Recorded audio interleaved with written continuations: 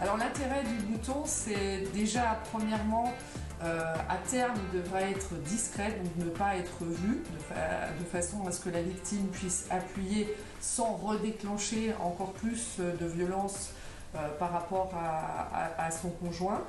Et l'objectif, c'est de prévenir quelqu'un, donc de pouvoir envoyer un message à quelqu'un, et le bouton va permettre d'envoyer un SMS qui sera reçu par la personne que l'on aura au préalable configuré dans le système.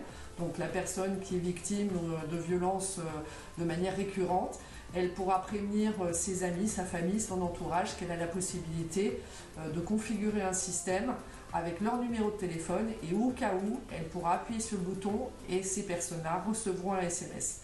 Et de plus, on pourra avec l'appui du bouton déclencher l'appli mobile EHOP qui permettra d'enregistrer justement ce qui se passe au moment des actes de violence. Ouais. Et qui pourra permettre à la victime d'avoir des preuves juridiques de ce qui s'est passé. L'intérêt du dispositif Connect Stop Violence est qu'il permet de déclencher à distance la fonction audio de EHOP et enregistrer tout ce qui se passe.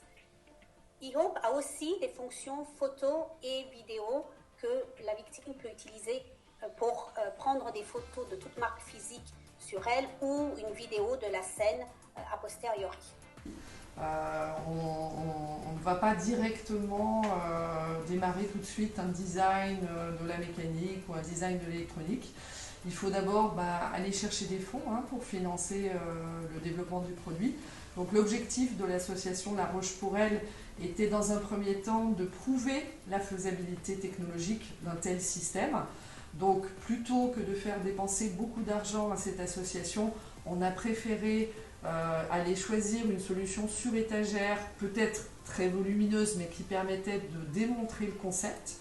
Et ensuite, une fois que ce concept pourra être montré à de possibles financeurs partenaires, La Roche pour Elle pourra avoir des fonds pour pouvoir entamer un vrai projet de conception. Et en effet, une fois qu'on entamera un projet de conception, on pourra envisager une miniaturisation du produit qui pourra être intégré dans un vêtement ou dans un objet qui est porté par la personne. Je vous présente le démonstrateur de boutons connectés qui permet, lorsqu'on appuie dessus, de déclencher plusieurs actions, dont l'envoi d'un SMS, l'envoi d'un email et aussi le déclenchement à distance d'un enregistrement audio sur l'application EHOP.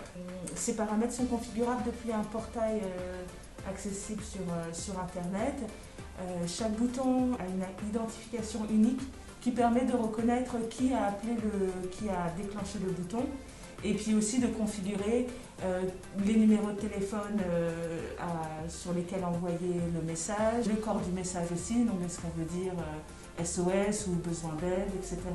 Et également de paramétrer donc, le déclenchement à distance de l'application EHOP. Là, c'est le portail qui permet de configurer les actions du bouton. Donc on a l'identifiant là du bouton. Et pour ajouter des actions, on clique sur ajouter et on peut choisir d'abord le nom de l'action. Donc on a dit SOS Sophie, c'était ça, priorité haut. Et puis là, on va pouvoir choisir le type d'action. Donc est-ce qu'on veut envoyer un email, est-ce qu'on veut envoyer un SMS, est-ce qu'on veut déclencher une requête HTTP, ce qui veut dire que ça permet le déclenchement à distance de l'application EHOP.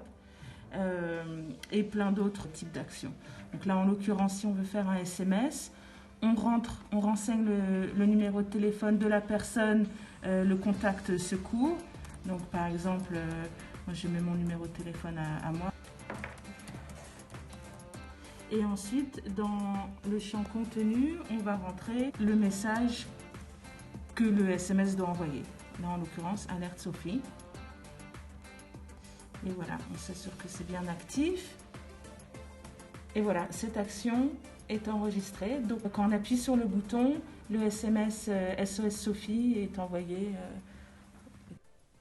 Chères toutes et chers tous, en tant que secrétaire générale de La Roche pour Elle et responsable du projet Connect et Stop Violence, je tiens ici à remercier tous nos partenaires qui nous ont permis de démontrer la faisabilité technique d'un tel dispositif de sécurité pour les victimes de violences. nommément le Bureau d'ingénieurs Inventis, l'Association nationale IOP, l'ONG internationale WomenVi, les écoles d'ingénieurs EPF et ESME RIA, l'association locale Espace Femmes Geneviève D et le partenaire juridique cabinet de conseil Novemo.